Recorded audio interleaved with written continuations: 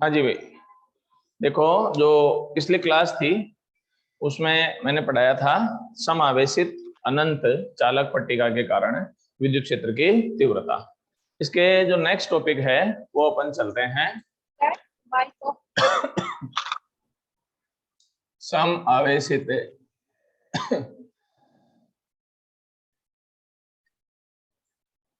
चालक गोलीय कोष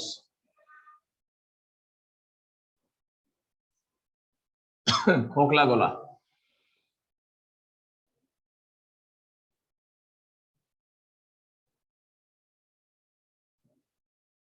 के कारण विद्युत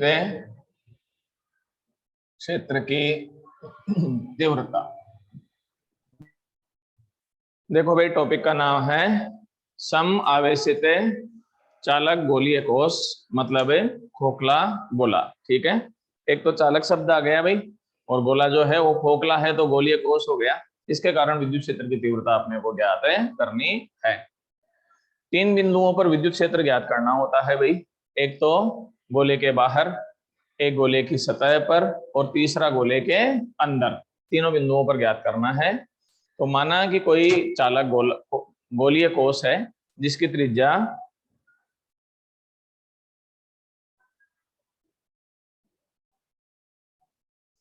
आप बताने वाले हैं इलेक्ट्रिक फील्ड है, चालक में क्यों नहीं जाता।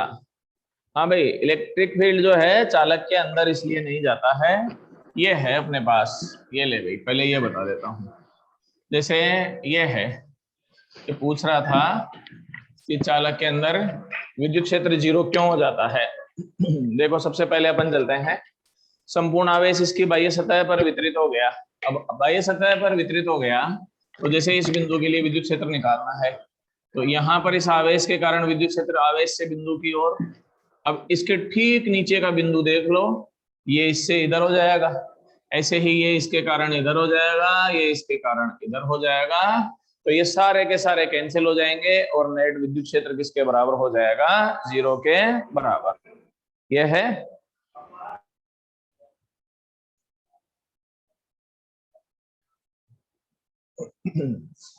आगे अपन चलते हैं।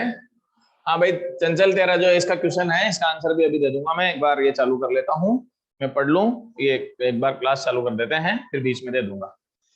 तो कोई चालक गोलीय कोष है जिसकी त्रिज्या कैपिटल आर है, आवेश स्मॉल क्यू है, संपूर्ण आवेश उसकी बाह्य सतह पर वितरित हो जाता है। तो अपन तीन बिंदु चलते हैं। फर्स्ट पॉइंट जो है वो है चालक कोष के बाहर, कि बाहर वाले बिंदुओं पर विद्युत क्षेत्र का मान कितना प्राप्त होता है। ये लो जी भाई, चालक गोलीय कोष हो गया, संपूर्ण आवेश इसकी बाह्य सतह पर वितरित हो जाता है।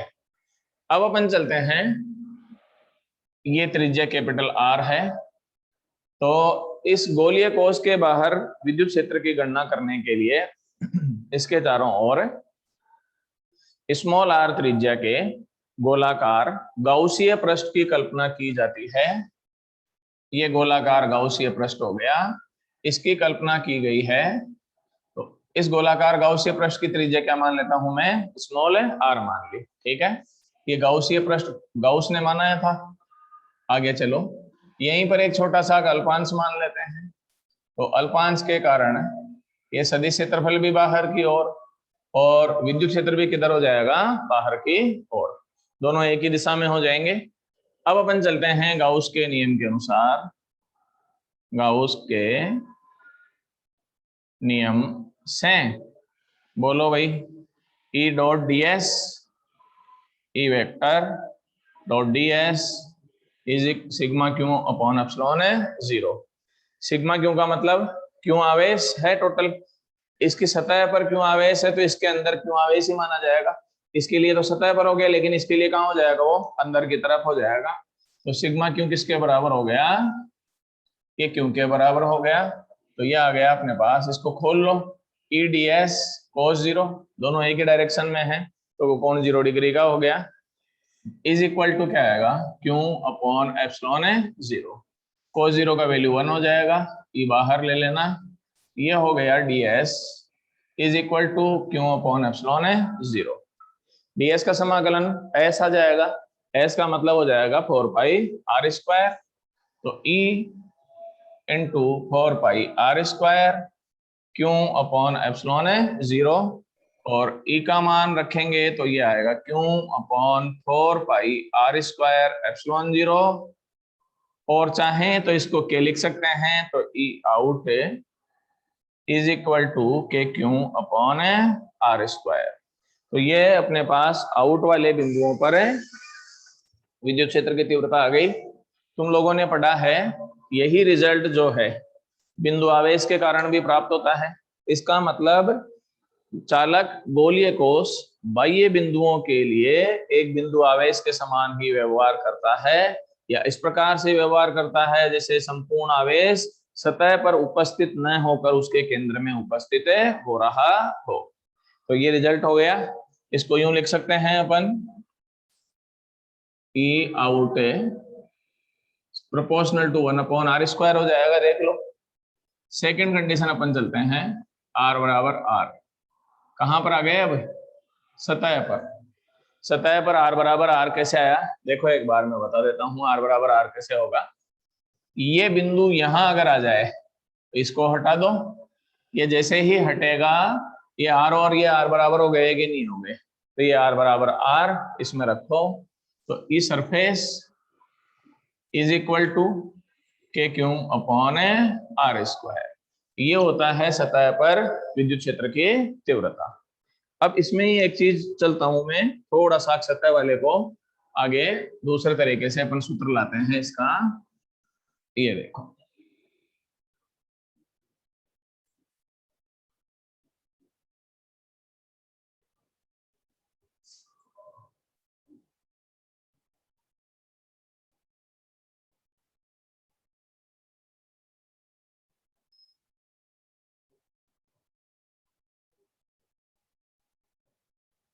हाँ जी भाई, सतह वाला देखो एक बार, ये आया ई सरफेस इज इक्वल टू के Q upon capital R square. ठीक है, अब इसको थोड़ा सा चेंज कर रहा हूं मैं, के का मान वापस को रख सकता हूं 1 अपॉन 4 पाई एप्सिलॉन 0। तो E surface is equal to ये आएगा Q upon 4 pi epsilon 0 r square. इसको ये लिख सकता हूँ 1 upon epsilon 0 Q upon 4 pi r square. एक बार देखो, देखें ये पद किसके इक्वल होगा, ये आवेश, ये क्षेत्रफल, आवेश बटे क्षेत्रफल हो गया कि नहीं हो गया, तो पृष्ठ आवेश घनत्व सिग्मा आ गया, आगे नहीं आ गया, आवेश बटे क्षेत्रफल, तो प्रति एकांक क्षेत्रफल में आवेश का मान पृष्ठ आवेश घनत्व के बराबर होता है। तो ये सिग्मा लिखा जा सकता है Q upon 4 pi r square बराबर सिग्मा से, तो ई सरफेस का मान किसके इक्वल हो जाएगा, सिग्मा अपॉन एप्सिलॉन 0 के बराबर। इसका मतलब है कि किसी भी चालक की सतह पर जो विद्युत क्षेत्र उत्पन्न होता है उसका मान सिग्मा अपॉन एप्सिलॉन 0 के बराबर होता है। और चाहें तो ये भी लिख सकते हैं, क्यू अपॉन ए लिख दें अगर क्षेत्रफल गिवन हो, तो क्यू अपॉन ए एप्सिलॉन 0 कितना हो जाएगा, क्यू अपॉन ए एप्सिलॉन 0। आगे समझ में। अब अपन इसका तीसरा पॉइंट चलेंगे, चालक गोलीय कोष के अंदर, कि कोष के अंदर विद्युत क्षेत्र का मान कितना प्राप्त होगा।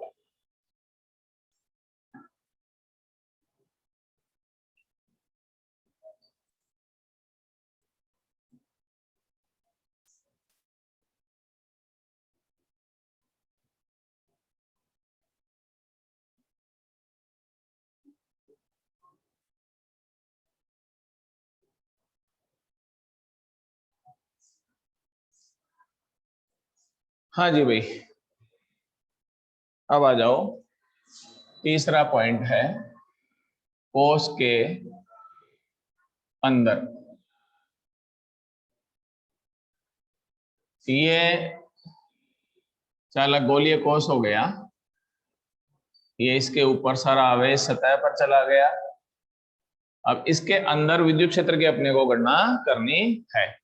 तो एक छोटा सा गाउसीय पृष्ठ मान लेते हैं जिसकी त्रिज्या स्मॉल r मान लेता हूं, ठीक है।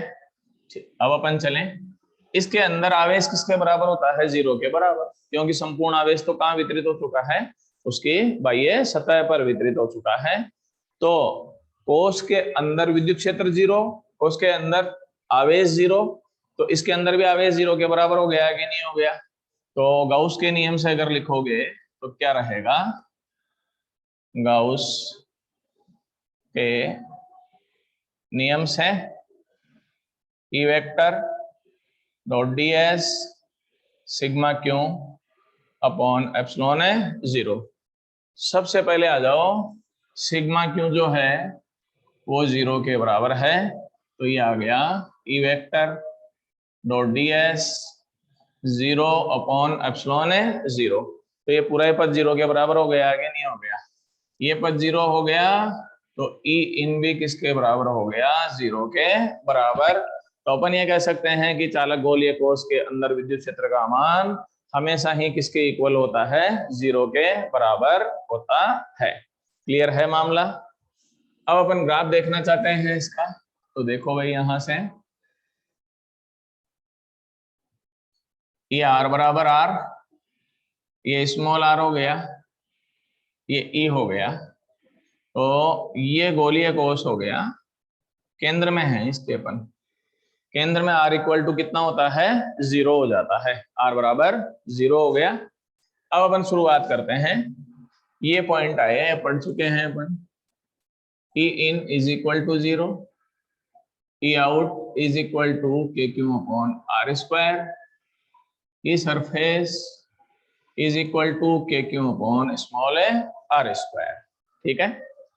शुरुआत अपन करते हैं, अपन पहले केंद्र में हैं, केंद्र में r बराबर 0, ई बराबर भी 0, तो पहला कोऑर्डिनेट तो हो गया 0 0, ये मान लो। उसके बाद में अपन अंदर चल रहे हैं, आगे बढ़ रहे हैं, r का मान बढ़ रहा है कि नहीं बढ़ रहा है? पर विद्युत क्षेत्र का मान फिर 0 ही रहेगा, क्यों? अभी तक अपन अंदर ही चल रहे हैं कि नहीं चल रहे हैं? ई इनका मान किसके बराबर है? 0 के बराबर है। इसका मतलब r का वैल्यू तो इंक्रीज होगा, बट ई का वैल्यू इंक्रीज नहीं होगा, तो कोऑर्डिनेट होंगे 1 और 0, फिर 2 और 0, 3 और 0। मान लो कि त्रिज्या जो है 4 है, पर 4 पर 0 नहीं होगा, क्योंकि सतह आ गई कि नहीं आ गई? सतह का मान किसके बराबर है? के क्यू अपॉन है, ये उल्टे लिख दिए थे भाई, ये हो गया सतह का मान है के Q upon capital R square के बराबर। मान लो कि सतह पर विद्युत क्षेत्र का मान 10 है, तो कोऑर्डिनेट हो गए 4 और 10। तो अब देखो एक बार ग्राफ कैसे बनेगा, 0 0 यहीं पे, 1 0 2 0 3 0 सारे इसी पर लगेंगे कि नहीं लगेंगे? फिर आएगा सीधा 4 और 10, 4 और 10 लगेगा तो सीधे कहीं ऊपर पॉइंट लगा दो। ये अपन ने ऊपर पॉइंट लगा दिया, ये यहां से आ गया अपने पास। अब सतह के बाद में अपन कहाँ जाएंगे? बाहर। बाहर जाओगे, आउट वाला काम करेगा, आर का वैल्यू इंक्रीज होगा, इसका वैल्यू क्या होगा? डिक्रीज होगा। आर बढ़ेगा, ये घटेगा, इसकी घात 2 है। ये ग्राफ है आयती अति परवलय, कहाँ चला जाएगा? ये अनंत में चला जाएगा। तो अपन ये लिख सकते हैं E out is proportional to 1 upon R square, E in बराबर 0, ई सरफेस आ जाएगा ये। तो अगर देखा जाए तो चालक गोलीय कोश के कारण विद्युत क्षेत्र का अधिकतम मान कहां पर प्राप्त होता है? उसकी सतह पर अधिकतम होता है। और 0 कहां कहां होता है? एक तो होता है 0 उसके अंदर, दूसरा अनंत पर भी 0 के बराबर होता है। चलो भाई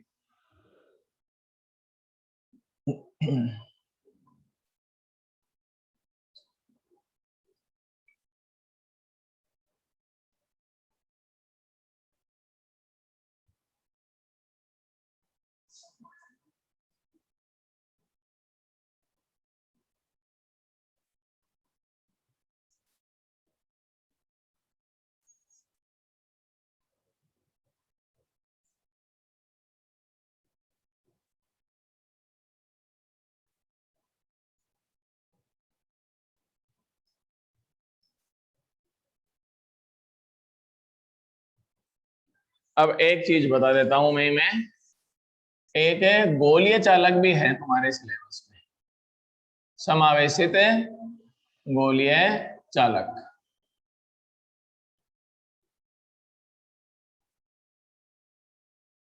और गोलीय चालक किसको कहते हैं? ठोस चालक गोला। हाँ जी भाई, एक है गोलीय चालक स्फेरिकल कंडक्टर, ठोस चालक गोला। वो गोलीय कोष था, जो गोलीय कोष था वो क्या था? खोखला गोला था अपने पास। ये दोनों ही सिलेबस में है। अब मैं इसका डेरिवेशन नहीं करा रहा हूं, क्यों नहीं कराता हूं, कारण बता देता हूं मैं। किताब में भी केवल एक टिप्पणी लिखी हुई है, उसके आधार पे अपन चल रहे हैं। जब किसी ठोस चालक गोले को समावेशित किया जाता है या गोलीय चालक को समावेशित किया जाता है तो संपूर्ण आवेश उसकी बाह्य सतह पर वितरित हो जाता है। यही चीज गोलीय कोष में भी हुई है कि नहीं हुई है? अभी गोलीय कोष पढ़ा था कि खोखले गोले को आवेशित करते हो तो संपूर्ण आवेश उसकी बाह्य सतह पर वितरित हो जाता है। यही चीज ठोस चालक गोले में भी होती है कि उसको भी अपने पास यदि आवेशित किया जाता है तो संपूर्ण आवेश उसमें भी बाह्य सतह पर ही वितरित हो जाता है। इसका मतलब ये हुआ कि गोलीय चालक जो है गोलीय कोष की तरह ही व्यवहार करता है। गोलीय चालक गोलीय कोष की तरह ही व्यवहार करता है, इसलिए इसके कारण विद्युत क्षेत्र और विद्युत विभव के मान गोलीय कोष के समान ही प्राप्त होंगे। तो इसको टिप्पणी के तौर पर याद रख लो। एग्जाम में अगर मान लो कि पूछा जाए कि गोलीय चालक के कारण विद्युत क्षेत्र की तीव्रता ज्ञात कीजिए, तो अपने को क्या करना है? सिर्फ वो पीछे वाला डेरिवेशन नहीं करना है, एक लाइन बदलनी होती है। जैसे उसमें लिखा जाता है शुरू में, माना कि कोई चालक गोलीय कोष है, उसमें लिख देना माना कि कोई समावेशित गोलीय चालक है। बाकी सारा का सारा डेरिवेशन अपने को सेम टू सेम करना है, कोई चेंज नहीं आएगा। तो बात आ गई समझ में? गोलीय चालक आ जाए या फिर गोलीय कोष आ जाए, दोनों में कोई डिफरेंस नहीं आएगा, सेम टू सेम डेरिवेशन करना है। ठीक है, अब अपन चलते हैं, एक टॉपिक और करा रहा हूं।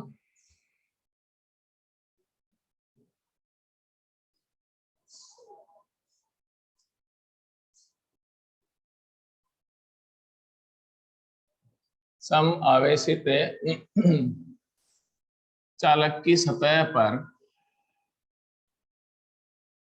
बल तथा विद्युत दाब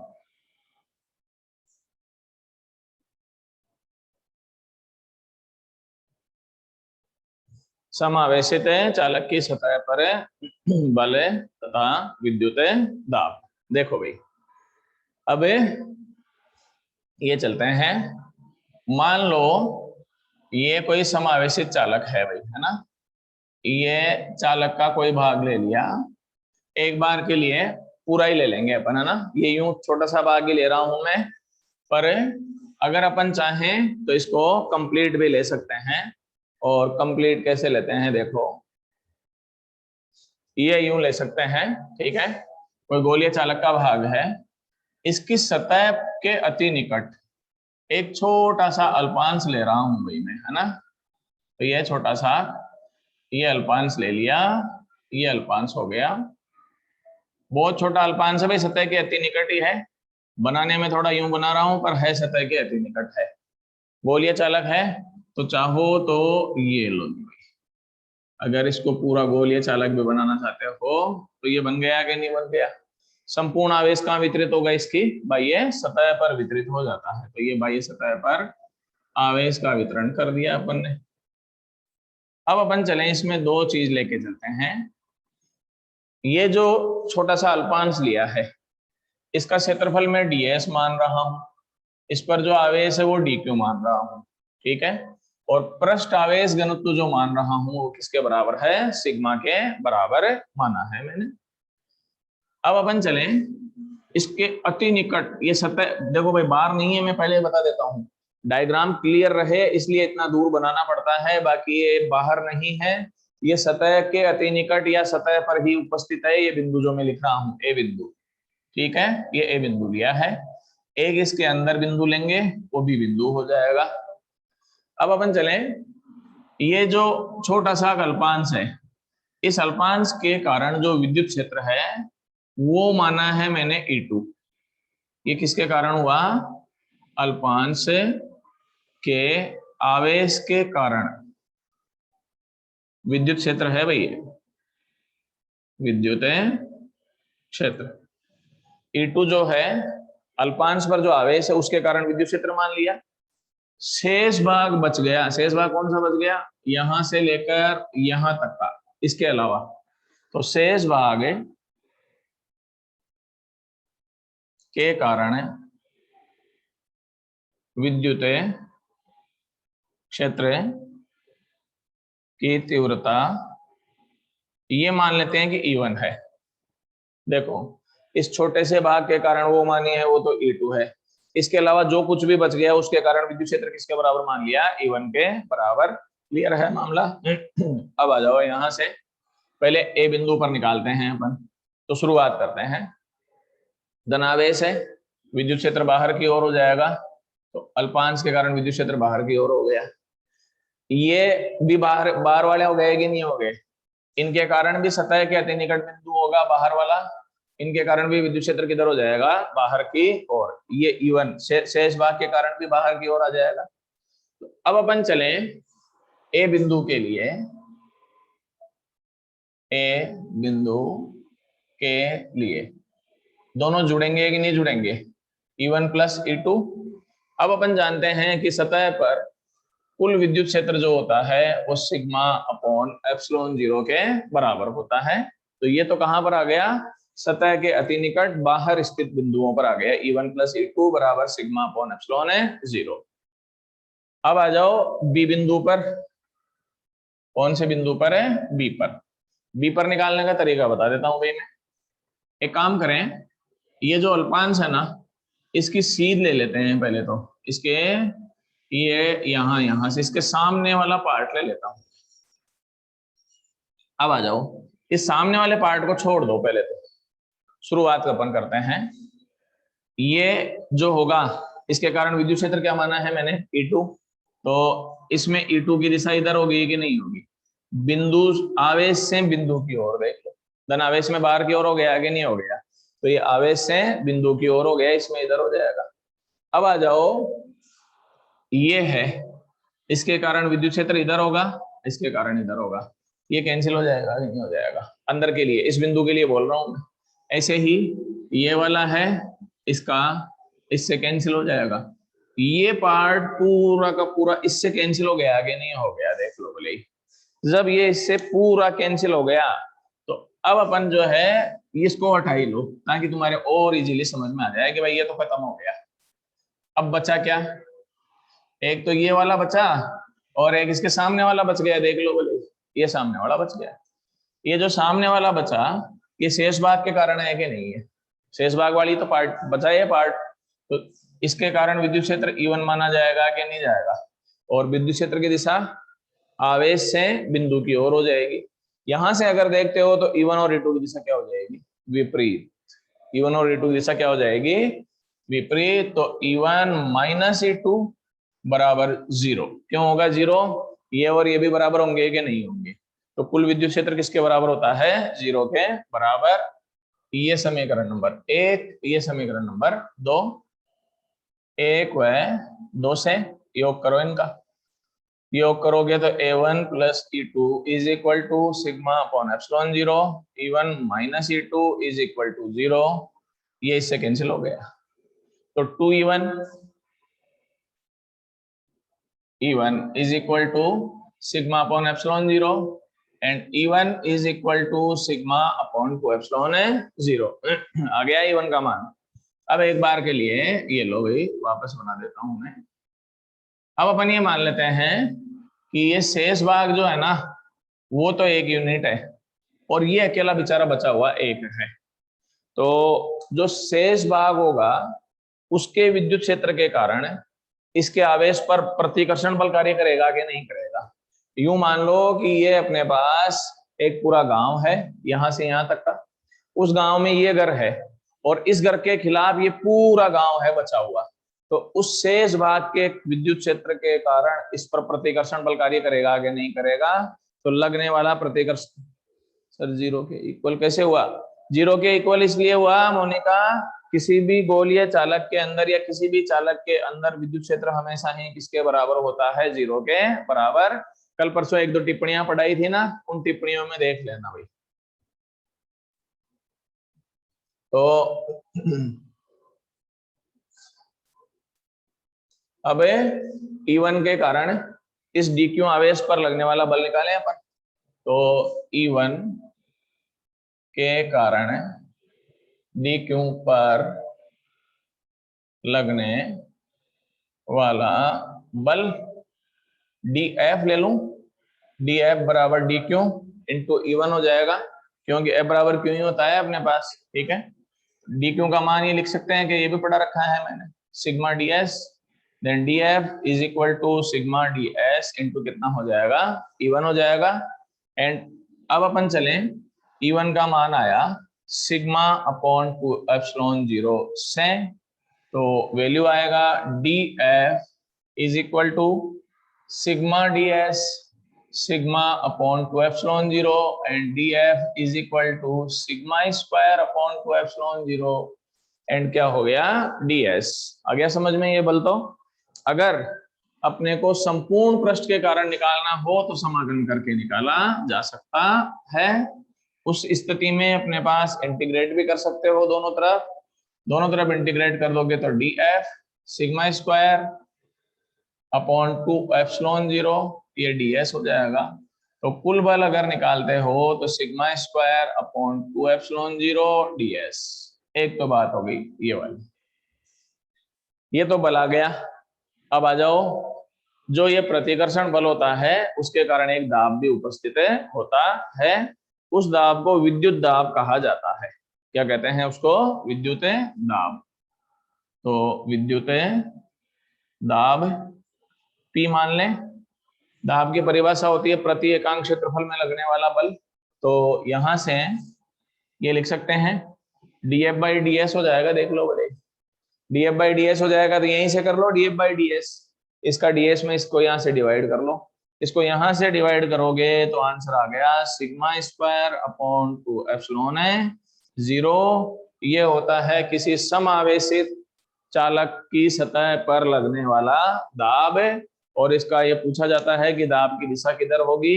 तो दाब की दिशा होती है सतह के लंबवत और बाहर की ओर। दाब की दिशा किधर करनी है अपने को? सतह के लंबवत और बाहर की ओर उपस्थित रहती है। चलो जी भाई,